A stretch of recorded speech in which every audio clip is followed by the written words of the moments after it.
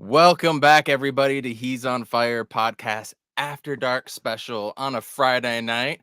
Obviously, we got Jay Joyce in the house. Obviously, Amit's with us, but making his rookie or virgin debut here on the He's on Fire podcast, we got the one and only Flex from Jersey. Flex, what's going on, man? How you feeling tonight? What's going on, fellas? Man, I'm so happy to be here. Thanks for the invite, man. Long overdue. I'm sorry it took so long, but really excited. Been looking forward to this all week, brothers. You are a busy man. We completely understand. And I saw that you just recorded a Coast to Coast podcast, correct? When is that one going to drop? Is it dropping now in the morning or when? Yeah, so we're doing this show here, and Dan is editing right now. So hopefully, when this show is over, that should be available for everybody on all platforms. So yeah, we rocking and rolling, baby. Everybody's grinding, just like y'all. I love it. Everybody's grinding. You know who else was grinding? The Phoenix Suns tonight, especially in that first quarter. That was fun to watch. I want to get into KD. I want to get into Book. I want to get in how they're messing with each other or meshing, excuse me. First thing I got to ask you, though, that first quarter, you saw Justin from Fanning the Flames send something out like, is this heaven? And John's replying, no, this is Iowa. You know, a little reference there, Field of Dreams. But everything just looked easy to me, Flex. Devin Booker getting open threes, guys just having so much space to work. It just looked easy. So let's just hone in on the first quarter. Devin Booker setting the tone. Da was pretty aggressive in that one. CP couldn't hit anything, but then you got Josh Okogie going lights out with 13 points in the first quarter. Talk to me about the first and what you saw with that barrage.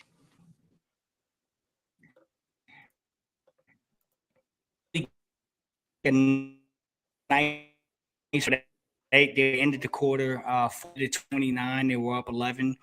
True transparency. I like to bet a little bit, so I took the under tonight, and I'm like, oh boy, these boys gonna drop 180.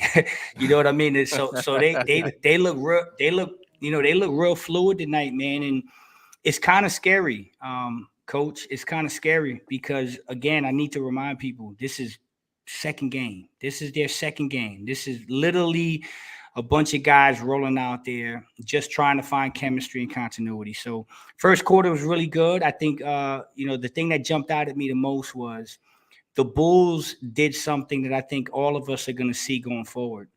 There aren't too many teams on planet Earth that have the personnel to lead this Phoenix Suns basketball team. And so you got to make a decision. Am I going to double Devin? Am I going to double KD? How am I going to handle DA's rim rolls? How am I going to handle CP setting the tone for everybody? And we saw with our own eyes, they sold out and let Josh Okogie shoot. They said, okay, we're going to sell out. That's the best option. And Josh made him pay, and to the tune of, 25 and 4 tonight. So it was really good to see, brother. Really good to see. And that first quarter set the tone for the rest of the game. It was pretty cool to see. What still strikes me is the Devin Booker getting those open threes, man. I don't think we've seen something like that since his rookie season. Would anybody on this pod disagree with that? No, no, not at all.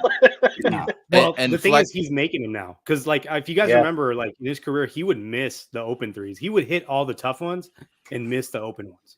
Right? That's a fact, and now brother. he's just getting wide open ones and just draining them. 100%. That's a great point. You almost kind of forget what that was like back in the day. And then his second season, that's the year he scored 70, right? He had issues with that then, and then he was stepping up, and then he would fall back. He was very peaks and valley. And I want to say it was season 3 or season 4. He won the 3-point contest. I forget which one it was, but he still couldn't hit the open threes. I totally forgot about that. That is a great call, Amit. Now he's going to get a lot of them, and the league is going to be afraid of that. Like, just watch how that is going to start getting covered up, and other things in the paint are now going to open up as well, too. DA is going to be able to feast on that 5, 6, 7 games from now. So keep an eye on that second quarter. We saw a little Darius Baisley, Flex. I'm a big Darius Baisley fan. He does things that you almost couldn't teach a Cam Johnson type of player.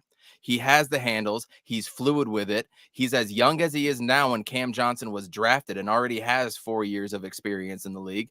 You just see it in him. You know, he'll probably need a little bit of confidence, but the way that the Suns are able to develop wings, I have high hopes for Baisley. But does that mean he's going to be playing over TJ Warren? No, no. I think Monty is doing a good job of trying to give everybody an opportunity during this time because, we got 20 games left going back to the Charlotte game. I think the first 5 is going to be still a little bit experimental. giving some guys an opportunity to flash here and there. I think you're going to see things tighten up when we get to 15 and even more when he gets to 10.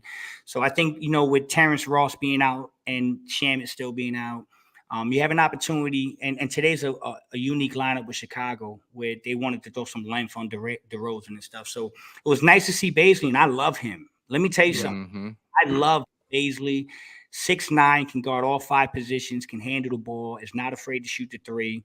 I'm gonna tell y'all something behind the scenes, man, and this is something I heard directly from contacts.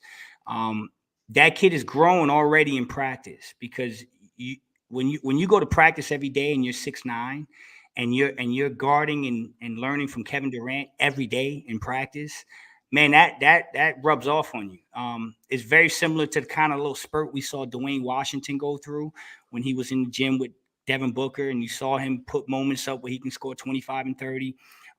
You're going to see Darius Bazley. I think he's a project. I think he's a guy that they're not going to gift minutes because he did all that already in OKC. But I think there's the potential for that kid to be a diamond in the rough, for lack of better words. We may not see it this year, but if we can bring him back next year and kind of groom him into what we want him to be, very scary player. I'm gonna throw a name, a guy that I think he reminds me of that can be a factor in that ilk. Think of a guy like the Pelicans, Herb Jones. Yeah. Think of Herb Jones defensively and the type of attributes he has.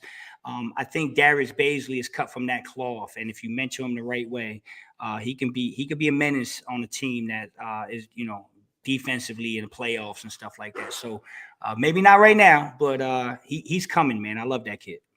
Let me ask you, Flex, who do you think has better potential in the long term? Because both these guys are – so Bazley, I think, is 22. Josh Okogie is 25. Josh Okogie tonight looked like P.J. Tucker. Better than P.J. Tucker, right? Yeah. Good comp. Good comp. Who do you think is in the long term is a better fit? Because the thing about the Suns right now is that Bazley's the only young player that we can project into something bigger. Everybody else is kind of who they are, right? So what do you think? Like, who's a better prospect? No, I like both of them. So I'm going to give you kind of 2 parts here. Bazley I like because he's 22. And you got to remember, we just sacrificed a lot of draft capital. So you're not going to have many times to get guys with that type of talent. So now you got one in-house that you have to groom.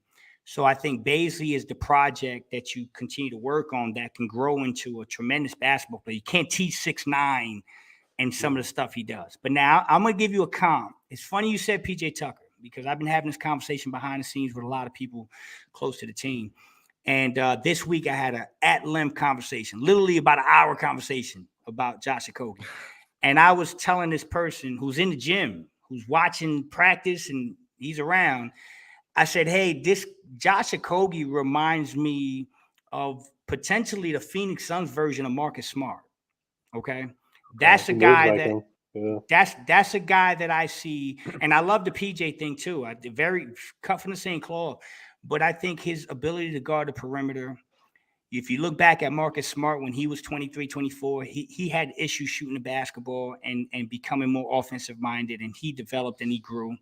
And I just feel like he's got that potential to be a guy that is going to get a lot more notoriety and a lot more attention on this particular team that could potentially be a juggernaut, similar to like how Boston, the guy won Defensive Player of the Year last year. And you can't forget he did that on a team that was a dominant Boston team. And so winning brings success. And so without being long-winded, I like both of them. Right now, if I had to give an edge, it would be Josh Okogie because I just think he's a little bit further along right now, and rightfully so. He's 25 and the other guy's 22. But I think both of them could have long-term futures with this team, if that makes sense. I think they both can have good roles on this basketball team going forward. But what Josh Okogie is doing is incredible, man. So good for him. And it takes away a little bit of the hit that we took from losing Mikal because he's doing everything on the offensive glass and hustling and defending and switching and all that stuff. So I hope that answers your question, brother. Yeah, 100%. And I hope he never takes his mask off. Oh no, he's wearing that. He's wearing that through the playoffs. Yeah. He has to. James Jones seems to be kind of good at his job, right? Who knew? Little Who bit. knew that a basketball savant was good at finding and elevating prospects? Who knew? That's Go right. figure. That's Go right. figure.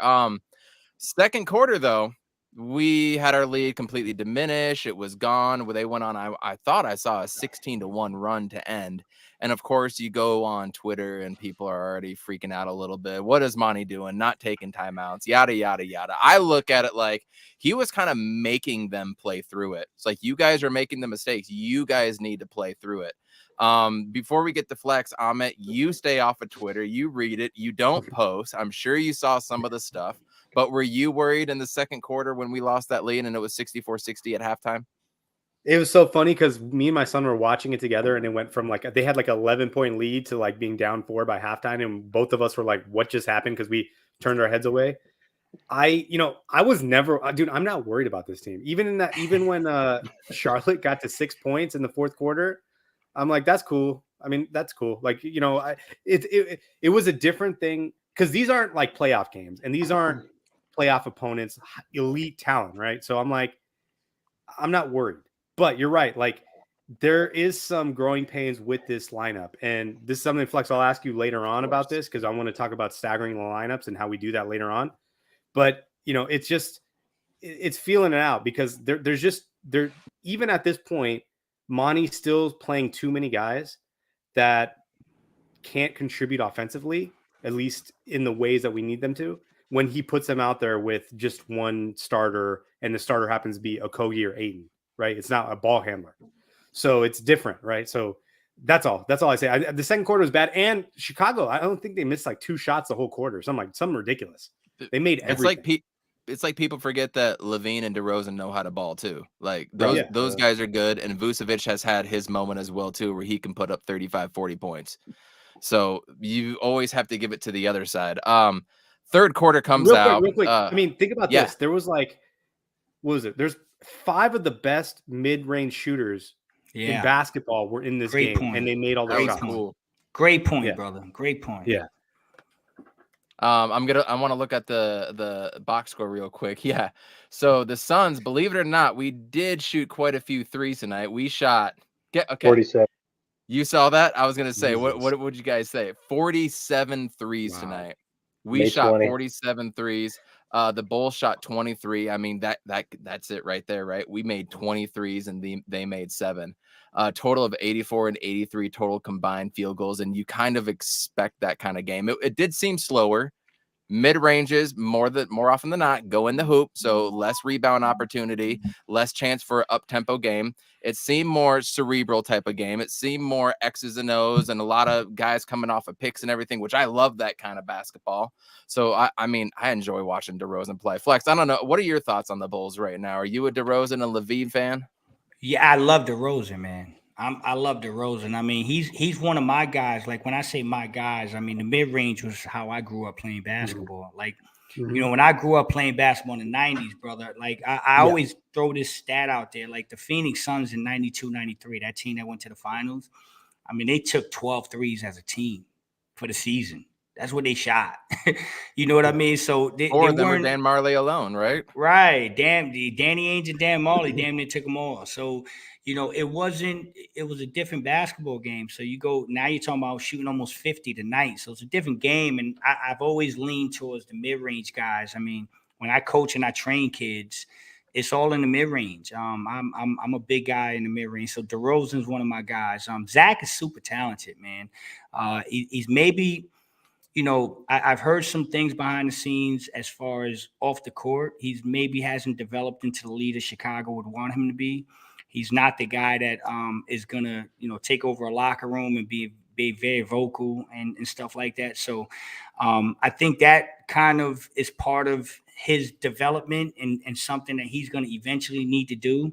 But I'm a big fan of his too, man. These are 2 of the best scorers in the world. So very, very talented team. And I hear on Twitter all the time, it's like, oh, it's just the Bulls. I'm like, guys, these guys get paid just like the Phoenix Suns get paid, man. These are the best athletes in the world. So I kind of find that very disrespectful, man. You just can't say stuff like that. But a good basketball team, I mean, they got a lot of stuff that they're working through. They're kind of like in no man's land. Yeah. But the talent is there for sure. Talent is definitely there. So Good win by the Suns. I mean, and just to say something, you said the second quarter. I mean, they had us 35-20 in the second quarter.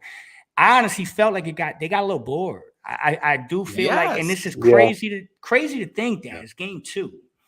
But I felt a little bit of a drop off in energy, and it was like, okay, we're bored because we know we can beat this team rolling out of bed. And when they were down 4 at the half, I was here watching with my son and my nephews, and I'm like, yeah, they're down 4, and they'll probably still win this game by 20. and sure enough, it's a crazy thing, man. That's how good you should have bet that one. Should have bet that one. I should have right there, right? I should have. You're right. But my biggest issue going forward with this team, I mean, like, I'm not listening to like national narratives about like the depth or like injury history, but just defense going forward, like just letting DeRozan and Levine get to their spots. It just doesn't sit right with me going forward. Even going to the Charlotte game, like Terry Rozier was just kind of getting to wherever he wanted to be. Terry's we go dope too. I love Terry. Just going forward, I think defensively, like, we'll be all right. I think we just kind of took our foot off the gas a bit in the second quarter. But KD like seamlessly knows, the rotations and stuff, and DA isn't used to having the help. So him not stepping up on DeRozan when he's supposed to be, because he knows that Vooch or Drummond is like right behind him, so he's not trying to sag off too much and only contesting. But yeah, he's forgetting that he has another 7-footer next to him that will be there in a sec. So over time, that's definitely going to help. Yeah, Da wasn't too involved tonight, but that's going to happen. I mean, you have like 2 of the best scorers in the league on the same team, so he's going to have his games where he just goes off. I mean, the Hornets game. I mean, what was he, like 16-16? Well, that's it, because that's what the Hornets chose to do. They were like, we're going to stay on shooters, we're going to let DA roll, and that's what happens. This game, they're like, we're going to take DA out of the game, and then all the Suns did was make corner threes, and I'm pretty sure they're still making corner threes right now. Like, they're just they're from the plane there the entire game. They're up to 40 now. You know what I mean? That you guys both make a great point, and like the DA thing tonight, what we're going to start to see is. You have, as soon as you walk in the gym, you've got Devin Booker and KD, and those guys between KD, Devin Booker, and CP, that's 66 points tonight. Okay, and so you look at DeAndre, and people may say, "Oh, well, DeAndre didn't bring it." Well, no, I mean, Josh brought it. And so there's, you're not going to have nights where you're going to have 4 guys that are all going to. So in this instance, it was kind of like DA, you're not going to have it tonight for the simple fact that Josh is having a career night. Now, that's not going to happen every night, but you kind of let Josh go in this spot. And that's what they did. They sold out and they let Josh go and he made him pay. And so I'm totally cool winning by 21. And DA got what he had 5 and I mean, what was his 6-3, 7-3, something like that? Yeah, I mean, think of that, guys. DeAndre. If I told you a month ago DeAndre had 6-3 and we went by 21, you'd tell me I'm crazy. But that actually happened. I would have told you that sounds really accurate, actually. It's a crazy thing, man. But this team's got talent all over the place, and I'm gonna say something on the record, guys. I do not buy into the depth thing. I keep hearing they don't have depth, and I'm like, guys, we don't have time for TJ Warren. Like, boom shakalaka. You know what I'm saying? There's so much talent on this team that we can have a nightly show and say every night we can have a show and say these 2 guys should have played, and they're not gonna play a minute. And so I don't subscribe to they don't have depth. I think they have too much in some sense, and I think Monty's losing sleep over it, man. I mean, it's just going to be hard to get everybody minutes, especially when it shrinks down to 9 and 10 guys. It comes down to keeping people engaged too. You look at when you watch baseball, and I've heard you talk baseball a few times, and you're a baseball fan. I mean, you're a sports sicko like all of us. So right. when you're in the baseball season, you're playing 162 games, and you got 25 guys on the bench. You're going to be calling up a couple AAA guys, AA guys, and filling up and whatnot. The point is, you're going to have a guy that is only good for base running, maybe. Right, you're gonna have a guy that's only good pinch hitting against left-handers. You're going to have a left-hander in the bullpen that's only going to go up against left-handers. But you sprinkle these guys in to keep everybody engaged and keep them on their toes. You need to be ready. You know what? I bet you Bismack is next. It might not be the Dallas game, but it could be a game or 2 or 3 after that.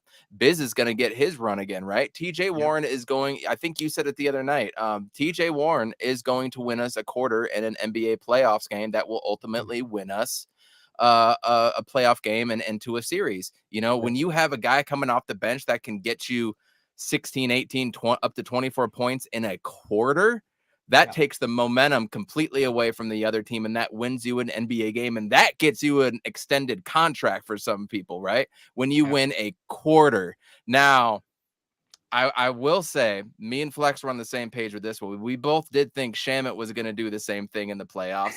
When we were on the Suns jam session, I was like, thank you. I was going to say the same thing. That didn't come to fruition, but for different reasons. But TJ Warren can, and I think will ultimately do that. Real quick, third and fourth quarter, the defense was a little bit of a problem stopping Levine and DeRozan right at the beginning, but we found a way to do so. And then one of Devin Booker's best shots of the year. I know you guys caught this. It was a little talking about the off the glass? 16 to 18 footer, turn around, fade away, bank off the glass. And it wasn't like it was from the side or something. It was free throw line extended. He That backed is him a down hard and shot. stuff, too. That was like the epitome of Devin Booker playing basketball right there and what you expect from him. That was beautiful. Real quick, going into the fourth quarter, KD and Damian Lee of all players came up after missing his first shot. Damian Lee came out, scored 10 points tonight. They kept us kind of going. And then Jock Landell and Kevin Durant, they seem to be forming some synergy, something, Flex. Yeah, you said the other night that you watched the Hornets game like 2 or 3 times on replay. You saw the game tonight. What are you seeing with KD and Jock? You know what? I love Jock, and I'm gonna tell you something. We just talked about sports in general, right? We watch all sports. We're all sports junkies. You know, in the NFL, one of the best tight ends we've ever seen is Travis Kelce, right? And the reason why Travis Kelce is so good is he's an expert at finding that blind spot, that soft spot in the zone where no one is willing to go. He just knows where to be, right spot, he's not too active, gets to a spot, Mahomes does it. Now, I saw this in the preseason. I said, Jock has a knack, whether it's with Book, with the CP, and now you've seen it with KD. He just knows how to find that spot with a really good player that puts them in a spot where they're like, hey, this he's so good at finding that spot. I can't deny getting him the basketball. And so he finds those little empty spots. He doesn't over rotate and do stuff like that. I think DeAndre still is learning that. I think DeAndre hasn't learned he's so athletic. He tries to rim roll a little too aggressive sometimes. And Jock keeps it simple. And so what I'm seeing on tape is a guy that KD is looking at and saying, man, this guy gets it. This guy understands spacing. And with a soft touch, a guy that can shoot a 3. And in this lineup, spacing is everything. So I think Jock is going to be a big time ball player for us in the playoffs, especially when DA goes to the bench. In lineups that are clogging and trying to take everything else away, that guy is going to thrive in this lineup. And I love what I'm seeing from him and him and KD. So these are little intricacies that you see early, and they start to build, and it becomes a snowball effect. And I would not be the least surprised if, and I'll say one last thing, guys. I'm sorry, I don't want to be long-winded, but the Milwaukee Bucks series last year, I've said this multiple times on shows, we didn't lose. Giannis is a superstar. Drew Holiday, Chris Middleton, those guys are stars. Those guys are going to do what they're going to do.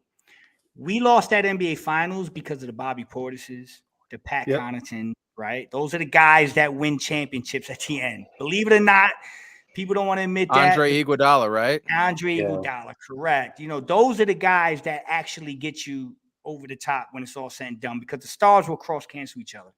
And so I look at things like this and I'm saying, man, Jock Landell is going to pay dividends in the playoffs. Josh Okogie, guys like that. So it's good to see, man. It's an embarrassment of riches, man. There's good problems to have with all these guys. So I'm really excited to go back and look at this tape a little bit more. And people don't know that Jock is actually, sorry to cut you off, Flex. No, people don't know Jock is like, he's a champion in multiple leagues. So he's won the NBL in Australia. I think he won in like the Lithuania or something, and he won some other championship. Like this guy is 27 years old, even though he's he's like second year in the NBA. Yeah. He's a champion already. And so this is a guy you can depend on in the playoffs. And this is a guy that's guarded KD a bunch in the Olympics too. So yes. yeah. Hey, that's the other one. He got a bronze medal in the Olympics this past year when KD and Book and Levine won together. Mm-hmm. I like, man, y'all are killing it, man. Y'all are bringing it, man. This is what I'm talking about. Like, this is stuff people don't know. This is stuff people take for granted, man. All that stuff matters, man. Like, all that stuff matters, man. And so, yeah, he's a winner. He knows how to play at an international level and at the NBA level. And so, those guys are hard to find, man. And he's a heck of a basketball player. Devin loves him. I'm gonna tell you, Devin loves him. Has loved him from day one. Look at that. Look at that beautiful picture. Gold medal. He's in the back. How the hell did y'all y'all got a producer or something back there? How'd y'all pull that out? No, I just remembered seeing this. Zin Varlock, Sons Extraordinaire on Twitter. He tweeted that the other night. And then he just kept getting a little bit closer and a little bit closer. And I thought that was funny. Yeah, that's cool. That's cool. Shout out to Zin. That's my guy.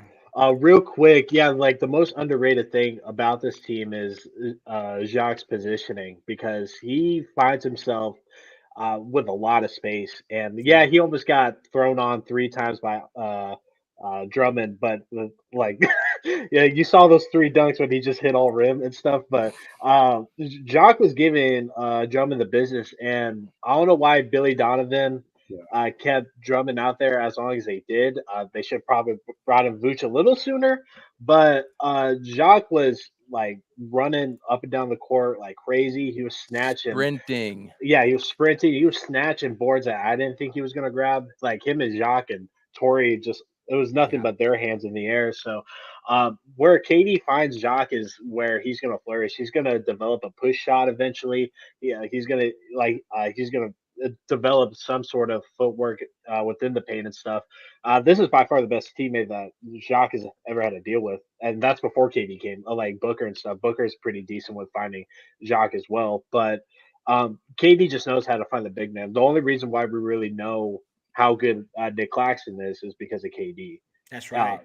So I'm not saying that Jacques is going to be like as good as Nick Claxton. I'm not going to say he's going to be Ben Wallace, but he's going to be a really solid backup going forward. And I got shit like a week ago because when we were talking about the whole buyout thing, we can get into that a little later about who can possibly take the last roster spot and stuff.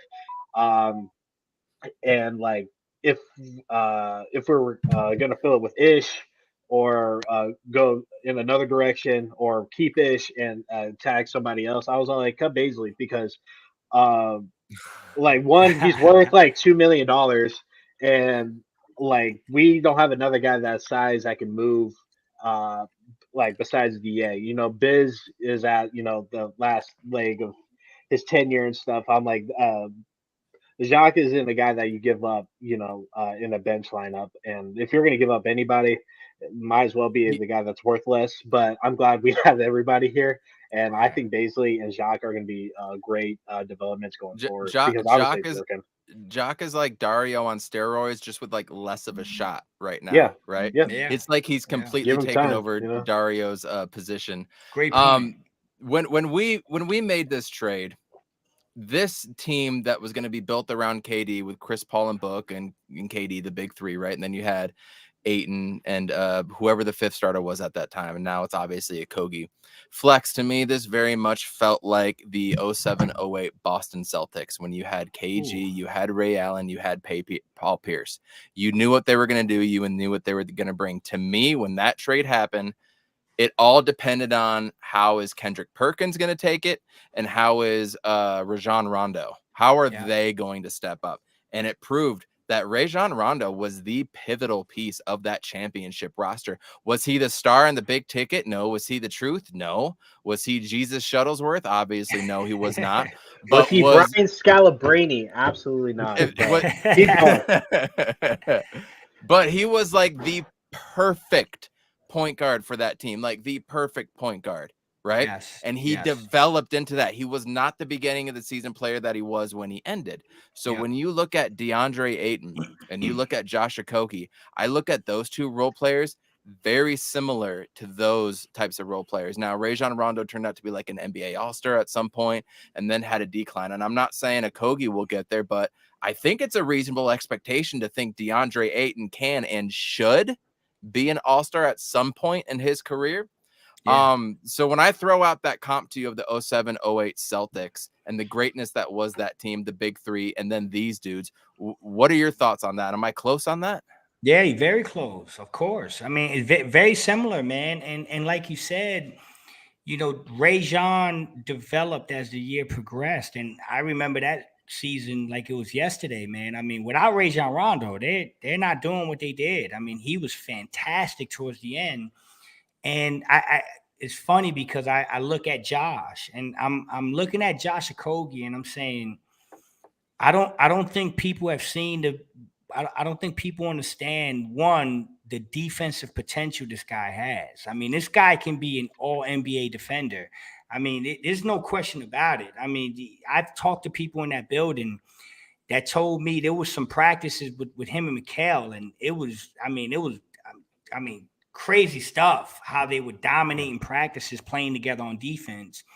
And so you look at Josh Okogie and you're like, you know, can he develop into a guy that, let's remember, guys, this was a guy that people thought James Jones just signed to sit at the end of the bench. You know what I mean? And this guy's in the starting lineup, impacting games defensively. I saw a stat where he's they talked about during the game, offensive rebounding. He's like getting 10% of his offense. It's insane. So basically 10% of the Suns misses, he gets those. That's correct. And he's 6'4". And I don't think anyone at 6'4" has gotten that type of rebounding rate in like 33 years. I mean, Charles Barkley, I bet. How much you want to bet? I bet you it was Charles. Probably, he was 6'4" because Charles was 6'4". I missed me with the 6'6" stuff. He was 6'4". You know, so so no, I think the comparison is spot on. And I think that much like those guys progress towards the end and put the Celtics over the top, you're going to find guys like DeAndre and Josh Okogie going to do the similar things. And guys, let me tell you all this. I think DeAndre is tailor-made and built for the playoffs. I've said this multiple times. 100%. DeAndre he's not a regular season guy. I mean, he's going to put up your 18 and 10 every night. But I think the true and best version of DeAndre Ayton, you get in the playoffs. Because when things slow down and things bog down, all those little intricacies that DeAndre brings to the game, they jump off the screen come playoff time. And so I think we're going to see multiple games in the playoffs where you're going to look and you're going to say, damn, DeAndre had 25 and 20 tonight. You know what I mean? And we saw a glimpse of that in the Pelicans series last year, right? Round one, Book is hurt. And they had to rely on DA, and DA came through and kept them afloat until Book was able to come back and finish it off in Game 6. So I love the comparison, Coach. I think the cut from the same cloth. And if that's the direction they're heading, man, it's exciting, brother, because you know what you're going to give them, CP, Book, and KD. But DeAndre and Josh have a lot more room to grow, and we're going to see it as it progresses. Before we get to anything more, everybody hit like, subscribe, you know, all that fun stuff. I'm not going to go through that spiel. Let's talk real quick about injuries. Let's talk about Terrence Ross missing the past 2 games with some sort of toe injury. I mean, I have had a toe injury, and I do understand what that can be like. You can't cut, you can't do nothing if you do have a toe, ankle, foot injury of any type. Any status update on Terrence Ross? Are you hearing anything? It's going to be an extended time. Is he back Sunday? Anything in between? Yeah, I'm hearing he could be back Sunday. He's literally day to day. I mean, it's one of those things that all these ball players deal with at some point. I remember Book dealing with it at one point. I haven't heard anything substantial that makes me believe it's anything more serious than just a little flare up. And so he's day to day. I do believe he can play Sunday, but I also believe that, I mean, with the way the depth is right now and the questions we're having as far as can we play TJ, can we play Darius, can we play this guy? I don't think we're losing sleep. I think Monty Williams knows what he has in Terrence. He's 31 years old. He's a vet. He knows how to play basketball. And so I think they're going to be ultra cautious with him, because I think he's another guy that's an X factor. You talk about that Boston team. I mean, there's so many players on this team. I think Terrence is one of them. Terrence going to win us some playoff games. I promise you, we're gonna win some playoff games because of Terrence. Shit, yeah. So yeah, let that toe rest up, brother. Ice it up, rest it up. Do whatever you gotta do, brother. Just as long as you're ready, when it counts. But I don't think it's anything serious, brother. Not from the conversations I've had. We need some fuck you Terrence Ross threes just over somebody's hand, and a three that we need right away. And I'm gonna coin that phrase for sure. Bees in the chat is asking, what is the deal with Landry Shamet? Now, I don't know if we need him. We can have the Twitter debate if he's good enough, if he's not, yada yada. But what is going on with Landry Shamet at this point? It's a foot sprain, and these things get complicated. We saw what happened with campaign, and I've had a fractured ankle. I've had foot sprains. They're tough to deal with. I've torn ligaments. Yep. Yeah, same thing. So, I was really concerned with Cam at one point, guys. I had some in-depth conversations, and I'm telling you, there was one point I thought Cam was going to be out for the year. I really did. I thought this could lead to season-ending surgery for Cam Payne. It was a really complicated foot thing. Thank God the rest helped and it healed up and he's got back on the court. But every time I see Cam Payne on the court, guys, every time I see him do a hard jab or something, it scares me. And so Landry's dealing with something similar. I haven't heard it to the extent of Cam Payne. But they're being cautious with him too. But I'm going to be honest, guys. At this point where we are right now, I think the Suns are comfortable where they are, and I don't think that Landry Shamet is going to be playing much anyway. So let him. He's oh, shit. He's more of an insurance policy at this point. They're going to take it easy with him, and if we do have some type of little flare up with somebody, then I think we'll see him get back in the rotation. But otherwise, I think he'll just be an insurance policy going forward. Yeah. You're muted, Evan. Oh, you're muted, brother. I'm muted from sneezing there. The almost heartbreak or heart attack heard around the world. DA and the knee tonight. I don't know if you remember, Flex. I want to say it was back in 1998, 1999. Leandro Barbosa? No. Oh, go ahead. Tom go ahead. Gugliotta, when he went down, it was Randy Livingston. I love Randy, number 2.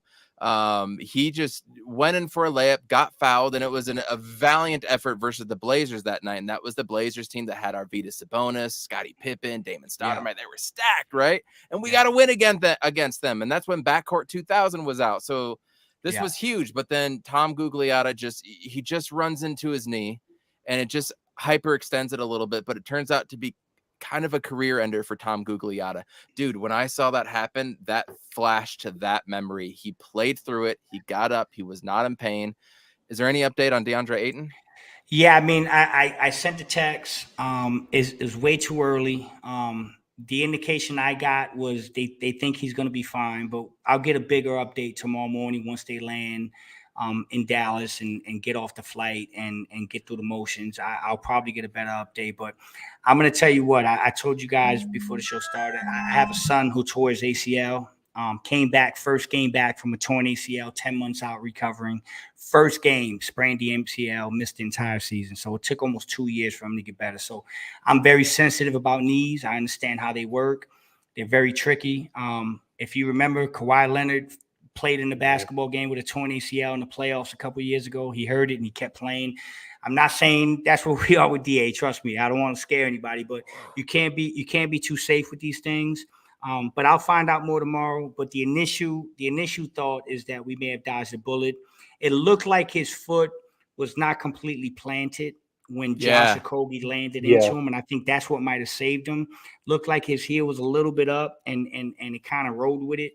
But I want to say definitely hyperextended it. And at this point, we're just going to hope and pray that we get up tomorrow and it's nothing more than that. If he doesn't play Sunday, I'm cool with it. It's about the long-term thing. But fingers crossed, but I think we may have dodged a bullet, guys. I'm not hearing anything that's making me feel like there's anything of significance there. And so we'll just have to wait and see, though. All right, we're just going to let that ride. We're not going to speak any more of it. If anybody wants to I'm just going to say this. If that was Anthony Davis, out for the year. What would we say if that was Anthony Davis? Done for the year, right? Pretty close. Done for the year. Yeah. No good! Yeah. Listen, guys, my heart fell to my you know what. Oh When I yeah, saw everyone. it, I'm seeing the whole thing flash before us, and I'm like, no, come on, not this can't be happening. But I did see so. I want to say so. I don't know if you guys noticed this, but this is just to show how important DeAndre is. When it happened, if you look at Devin closely, he goes and he starts rubbing DeAndre's knee for him. Yeah. and so, those little things like that, man. I tell you what, that just shows you how important DeAndre is, because Devin was like, "Hey, I'm gonna rub the hell out that knee, big fella. Get up." You know what I mean? So that You're was cool to fine. see. Get some You're fine. Get ibuprofen. up. Yeah. So yeah. let's get into the fun stuff. Amit, you wanted to talk about rotations. I think now is a perfect time to get into that. We did see a little bit more staggered tonight. I mean, we had people on Twitter the other night that are being like, why is none of our starting 5 players on the court with 1 minute left in the first quarter?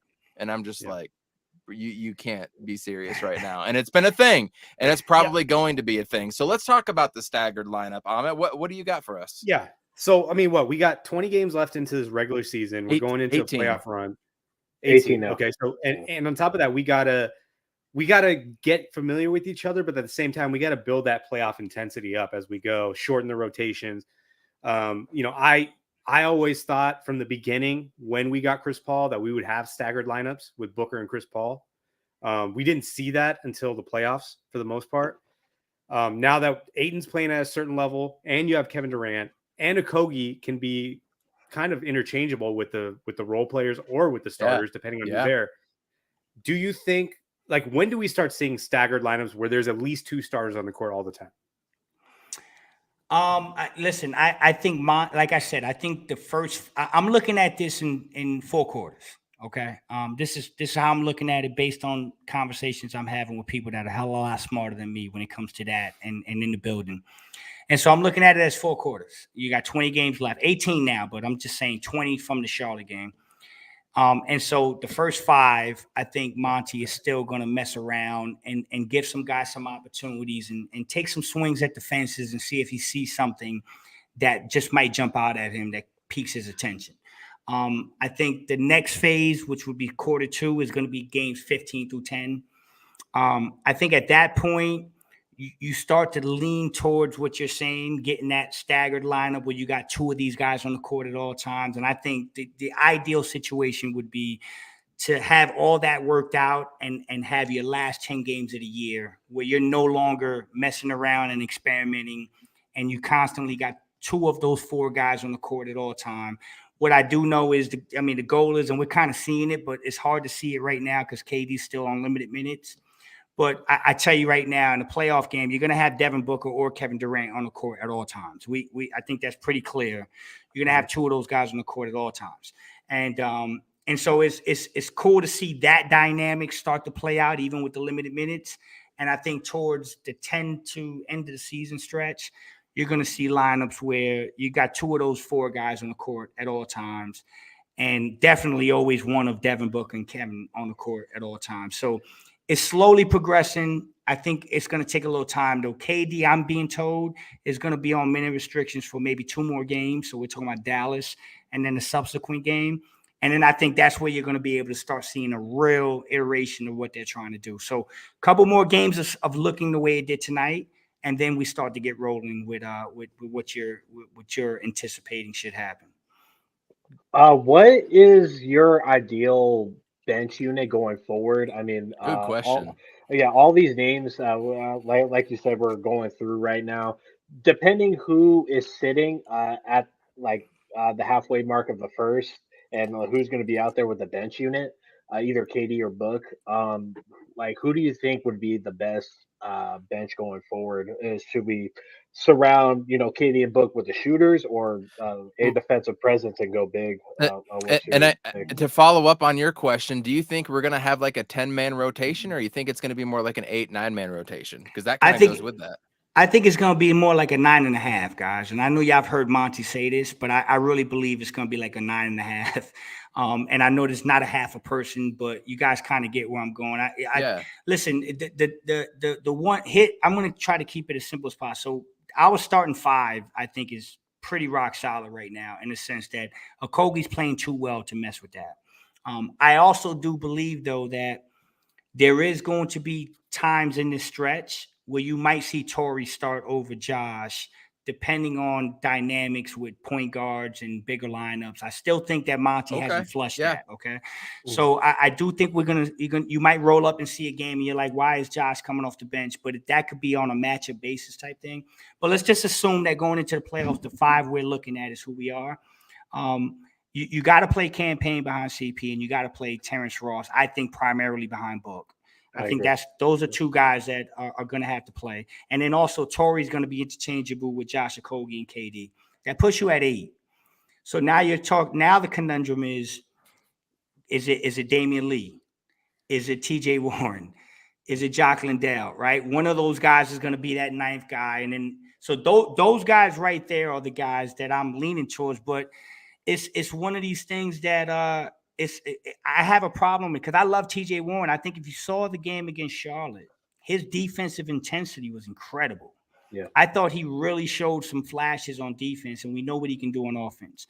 And so when I look at a playoff series, I'm like, man, it's going to be really hard to not have TJ on the court, especially when things start to bog down. And in the playoff series, you know how it goes, man. I mean, you got to ride hot hands. So I think the 2 guys that are on the edge right now are TJ Warren and Damian Lee. And I think they're leaning towards Damian right now because of the shooting. Right. And KD being 7 foot, man, that's a big deal. Like, that's a big deal. That changes a lot of your flexibility and stuff, because you can literally go out there, put KD out there and roll out 4 shooters. And you still got a 7 question. Foot.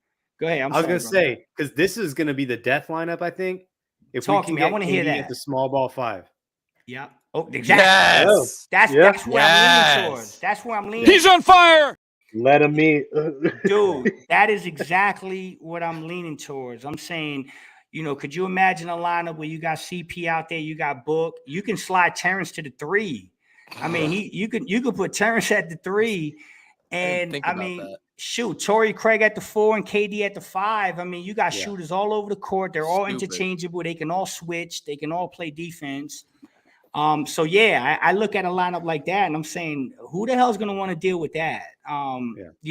So yeah, I tend to lean with you. I think there's going to be a death lineup where people are going to say, "Holy crap, KD's at center." Yeah, the 7 foot guy's at center.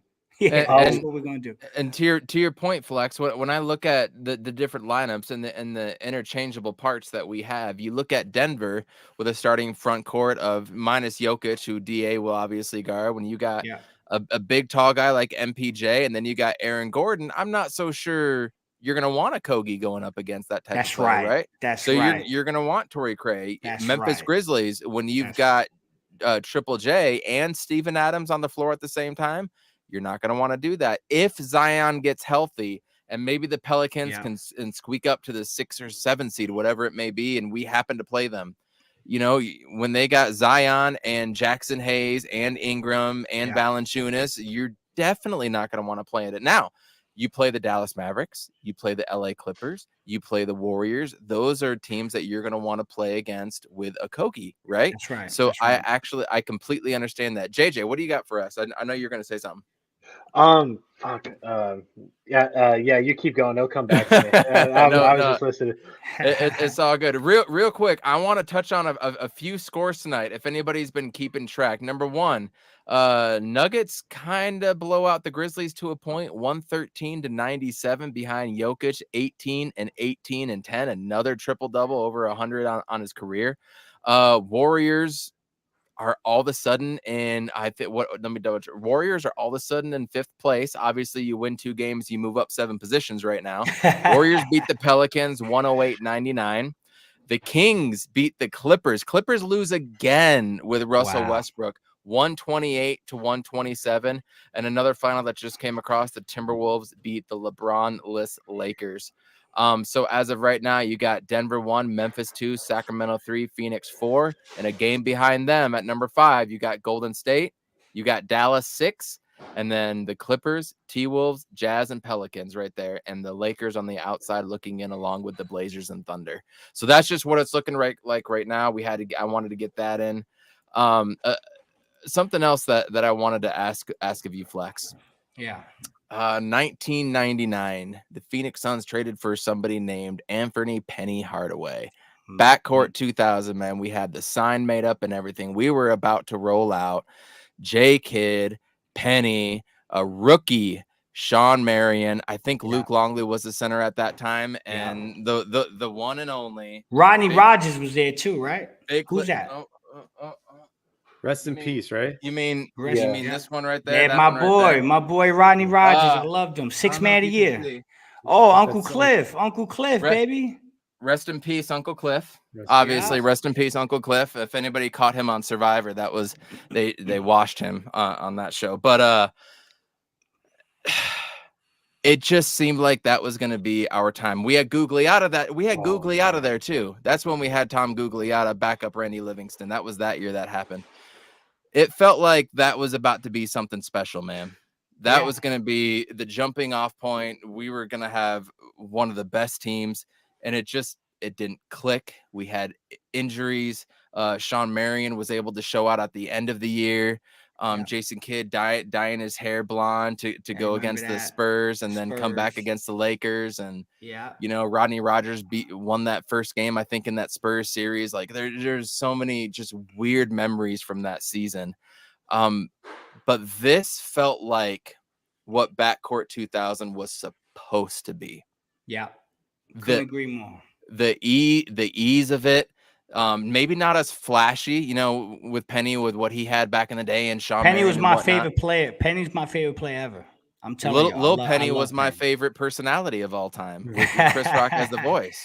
Right. But it just felt easy, man, and it didn't feel easy back then. So this felt like it was supposed to be Backcourt 2000. I can't help but think that we're just getting like a little karma thrown our way for the first time ever, and Phoenix Suns, Planet Orange Nation. Give me your thoughts on Backcourt 2000 and where you were with that point in that life and all that, and then the KD stuff, just a broad stroke in general. Yeah, man. So Backcourt 2000. I mean, again, Penny was my favorite player growing up. I absolutely love Penny Hardaway, man. I thought he was. I mean, I don't think there was. I tell people all the time. I say if Penny didn't have knee injuries and he didn't have the problems he had, he would have been one of the greatest of all time, man. The kid could do everything. So when they got Penny, man, I was ecstatic, man. I love Jason Kidd. I thought that was a fantastic backcourt. Unfortunately, man, Penny had some serious knee issues, so we couldn't avoid that, man. But I love that basketball team. And then you fast forward to now, and you guys know, I mean, this KD thing. I've been working this thing since May of last year. Right after right after we got knocked out of the Dallas series, I sent out a tweet the following day, and it took 9 months of my life, man. So I got to lean towards this iteration of it because I was so invested in that. It really took a lot of my time, a lot of energy. It took longer than we expected, but this is. Dude, there's times I wake up in the morning and I'm like, I pinch myself. I'm like, man, I don't want this to be a dream. Like this is once in a lifetime, once in a generation thing. I've been following this team, going back to Kevin Johnson and the Larry Nance trade and stuff like that. And I remember getting Barkley, and I remember also the Penny Hardaway stuff, and I remember the Antonio McDyess stuff, and all the stuff that happened along waiting the way. Outside in Denver with Rex Chapman and shit, right? That's right, man. So as a group, as Planet Orange, as a fan base, we've always been right on the door, just knocking, and we've just never caught that right break, and finally feels like the stars have aligned, and you get Kevin Durant and Devin Booker. And guys, I can't say this enough. Great players, like, a guy like Kevin Durant, most people, if they're being honest, you give them truth serum and they're being truly transparent, you're so invested in the Phoenix Suns. You watch Kevin Durant twice a year when he plays the Suns. And then when you're laying at home and the Suns are off and they're on TNT or something like that, right? That's when you watch Kevin Durant. We're going to wake up every morning for the next 3 this year plus 3 more. And we're going to watch Kevin Durant play basketball every day, guys. Like it's crazy to think about. You guys are doing these shows. We're doing these shows. We're going to be talking about Kevin Durant, one of the greatest players to ever do it, every damn night for the next 4 years plus. And that's crazy when you think about the talent and the type of basketball player we're talking about. We'll be telling our kids about Kevin Durant, and we get a chance to watch this, man. It's crazy. I'm telling my let me just son. say this one thing real quick, because this is the first time where, obviously any of us, but like I watch KD, but like you said, I watch him in the playoffs, All-Star games when they play the Suns. When I saw him on the court with Devin Booker at the same time, they're the same guy. Yes. Kevin Durant is a taller version of Devin Booker with 2 rings. Yeah, that's the difference. Yeah, but they do the same thing. They literally do the same thing. They're so unselfish. They're smart with the ball. They know when to shoot. They take the tough mid-range shots. I don't know, man. And especially now that Devin Booker, they don't like talking, Bro, remember when we were all talking about point book is bad and then point book is good, point book this, point book that? Dude, Kevin Durant can do the same shit. You saw those passes that he's doing, and when he's getting double team or he gets in the paint, he's whipping it right out in the corner, or he's going to the wing, man. You're right. He is doing the same exact things. It's like they see the game the same way. Yeah. Which is this is absurd. why, and coach, this is why he's in Phoenix. Like I'm being real. Like this is me telling y'all, some things behind the scenes and stuff that it's crazy stuff. But like, there was a workout in LA. I talked about it last year. Like, I remember that. Kevin Durant's in LA and he's calling Devin Booker to come work out. You know what I mean? And that was let me tell you something, guys. Devin Booker doesn't like to lose at checkers. Like he doesn't like to lose. This guy is an ultimate winner. He's a sore loser to the max. I mean, you can put that guy in anything. You go play ping pong with him and he wants to kill you. Okay. Kevin's the same guy. These guys are the same guys. And, I heard Monty say something the other day. He said, these are 2 guys that the rest of the team could look up to, Kevin Durant and Chris Paul. And the beauty of it is, and I can't say this enough, these are 2 of the greatest players to ever do it. And folks, they came to play with Devin. 26-year-old Devin Booker. They sat down and they said, when I look at the NBA, who's like-minded, who's a guy that's like us? Yeah, it's Devin Booker, man. He's on fire. Yeah. Those guys, you admit, you nailed it. They're the same person. They're the same person. One guy's 7 feet, one guy's 6'6", whatever, but same person, same energy. They love hooping. And that's what makes me feel good about this, is that I know at my core, as much as we want to win as fans, man, those 2 dudes, those good luck trying to beat those guys 4 times in the 7-game series. Good luck with that, guys. Monty Williams said something at the presser for the Charlotte game that I think meant more to me personally and who I am as a basketball person, basketball coach, etc. He said, he told Kevin Durant, we didn't bring you in to be a leader. We don't need you to be a leader. You don't have, and some people are like, well, he should be a leader. He's this, he's that. And I took it in a sense like, we have this relationship built up in our culture, with our team, with our coaches. Like, you don't need to be that leader because I'm supposed to be the leader. I just want you to come in and play basketball. Yeah. I want you to come in and play basketball. We all know the journey Kevin Durant's been on when he went to the Warriors and the backlash he got. And then when he left for another super team and he got all that junk, right? We understand where Kevin Durant's coming from. But imagine the weight being just completely off of your shoulders when you just hear like, you don't got to do this and you don't got to do that, man. You're not in New York. You're not in LA. And you're in Phoenix, man. You can enjoy the sunshine and just play some basketball. That's got to be a little bit of weight off of your shoulders and a little bit, freeing and loosening you up, right? Yeah, I mean, you know what, guys? You know what's the best thing I saw in the Charlotte game?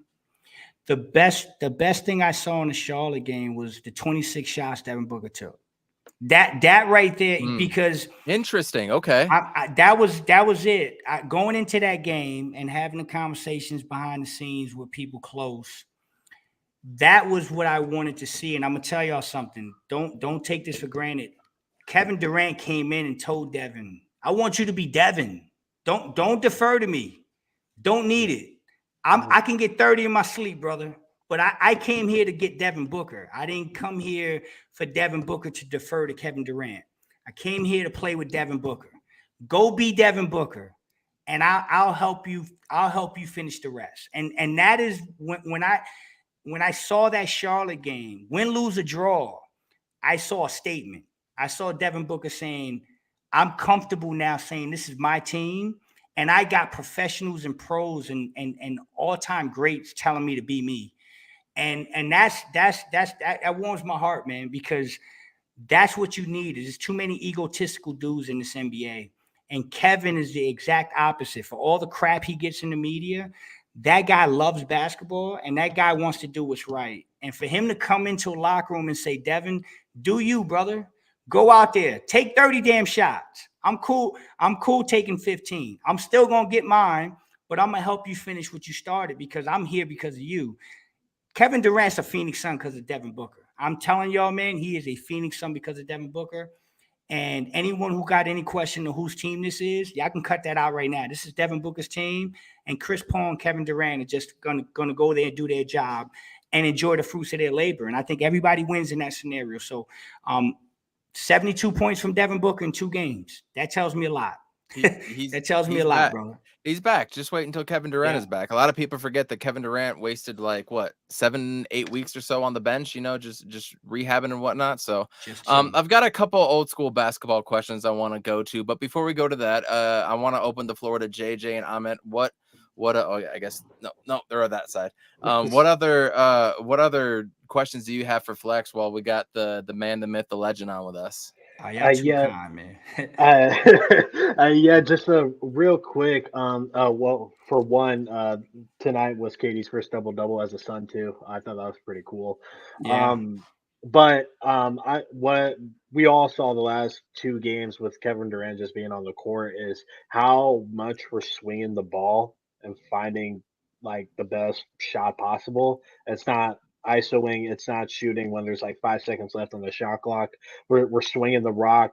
We found Okogie a billion times tonight. We found Damian Lee a bunch of times. Like 80% of our shots tonight, I feel like we're uncontested. Yeah. And Booker was driving to the hole a bunch. Kevin Durant was facilitating. Chris Paul was doing whatever he was doing, and Da was just a presence, and that alone had us win by 17, whatever the final score was. But in the last 2 games, Devin Booker has averaged 36 points, 6 assists, five boards. 27 of 50 from the field and 9 of 17 from the 3. He's basically shooting 50% from the 3, which when was the last time he did that? And what's a funny stat too is he hit 6 threes tonight, and he's done that 20 times.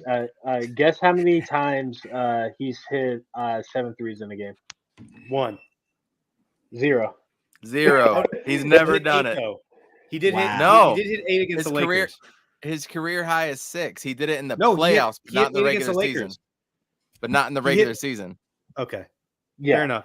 Yeah. That's the thing. I thought that was funny, but just look at the plus minus, man. Like plus 24, plus 23, 15, plus baby. 11, plus 13. Like when we have either Book or KD on the floor, it's just nothing but positives, and I just can't wait. All I can do is just stare at this box score. It's beautiful. Hey, you know what my play tonight was? My play tonight was at the beginning of the game.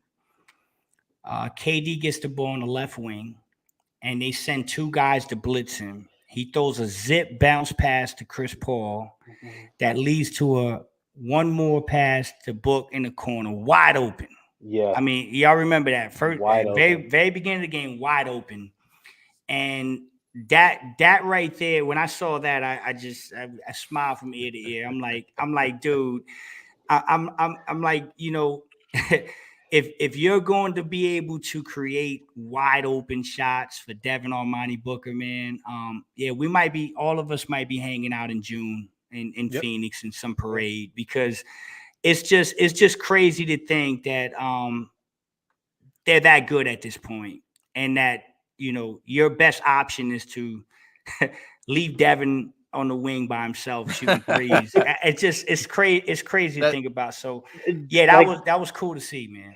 Like the first play, like right off the tip, KD just did a touch pass to DA, and it was the quickest 2 points I've seen of the season. And it's like it's shit like that. He already knew what he was gonna do as soon as he got the rock, and it's just shit like that that like makes Kevin Durant a top 10 player. You know, he doesn't need to drop 30 a night. It's just he never makes mistakes. You know, even when he bobbles the ball like out of bounds, you know, it's all like, oh, I see where he was driving. I mean, I would have probably done the same thing. But too, he's you know? pissed off at himself when he does it, right? Yeah. He's not just going off the end on the other side of the court, like head down. No, it's nothing like that. He's pissed off at himself. And to Amit's point earlier about them being the same player, like I'm this way too. Michael Jordan was this way, and Kobe was this way. It's people that hate to lose at whatever they do. Now, I'll let my 3 and 4 year old son win at times, but I'm always side eyeing him a little bit. I was like, I'd stuff the shit out of you right now, right? It's people that hate to lose, and I'll take people like that over people that like to win on a team to competing for something any day of the week. Before we go into more conversation, old school, and we'll wrap it up quickly here. Amit, do you have anything else you want to add to or ask for Flex about this year's iteration of the Phoenix Suns? Well, I mean, I just had some questions because this is the first time I get to chop it up with Flex. So I got to ask him first off, favorite musical artist? Jay-Z, baby. Jay-Z. I probably could have guessed that. Yeah, I probably could have guessed listen, that. it's a tie. It's a tie. Jay-Z, but you know, I love the Notorious B.I.G. So it's a tie. It's a tie. I'm an East Coast guy. Now, if you want to ask me West Coast, it's Nipsey Hussle. Yeah. Nipsey Hussle is my favorite. Not Tupac? Not Tupac, man. Not Tupac. But I love Pac.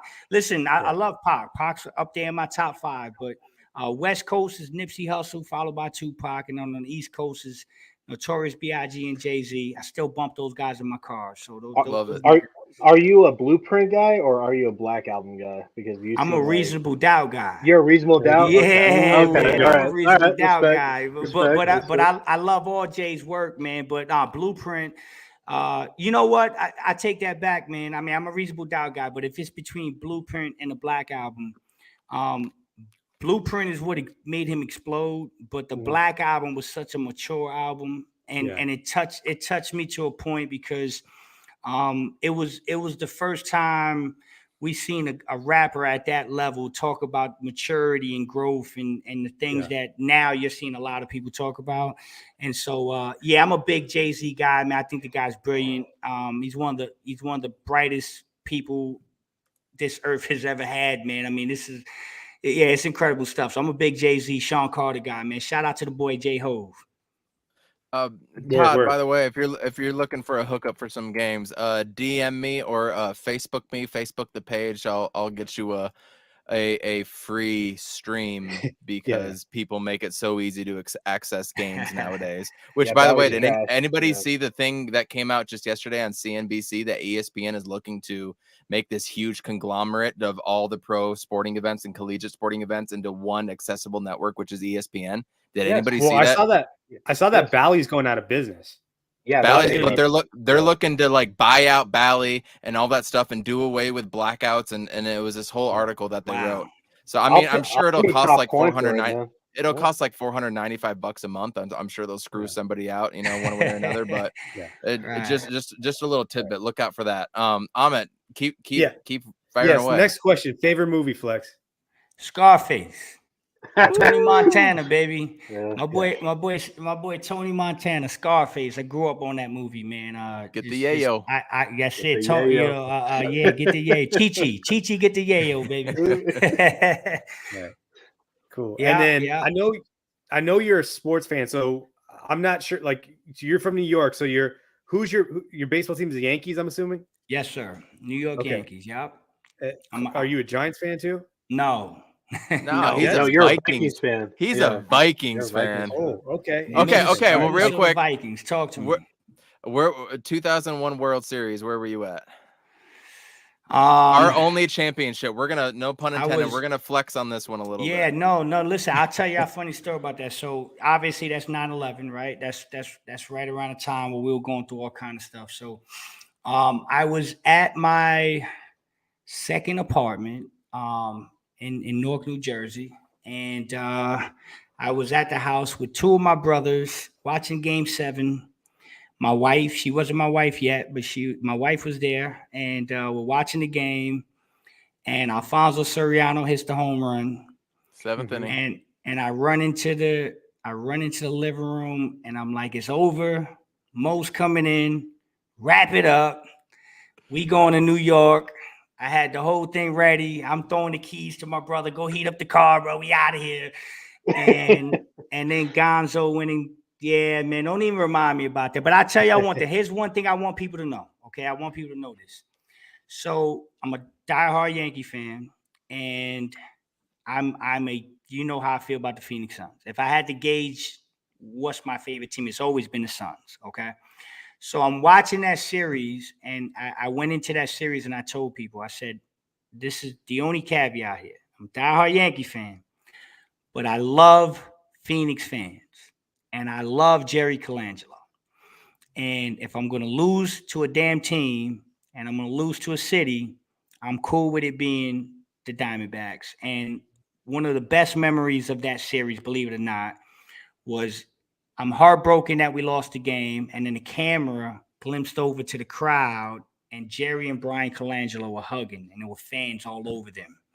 And just to see that Phoenix crowd and see Jerry getting the hug and getting that championship ring, it kind of took the sting out of it. So, truthfully, people think y'all all the time, have like 27 championships or something, right? Y'all are fine. Right. Yeah, we're fine. So truthfully, of all the World Series the Yankees have ever lost, that's the one that I can stomach the most because I just love Arizona fans, and it was really cool to see y'all celebrate and get that one. So I'll take that one on. I'll take that L, brother. But yeah, that's fine.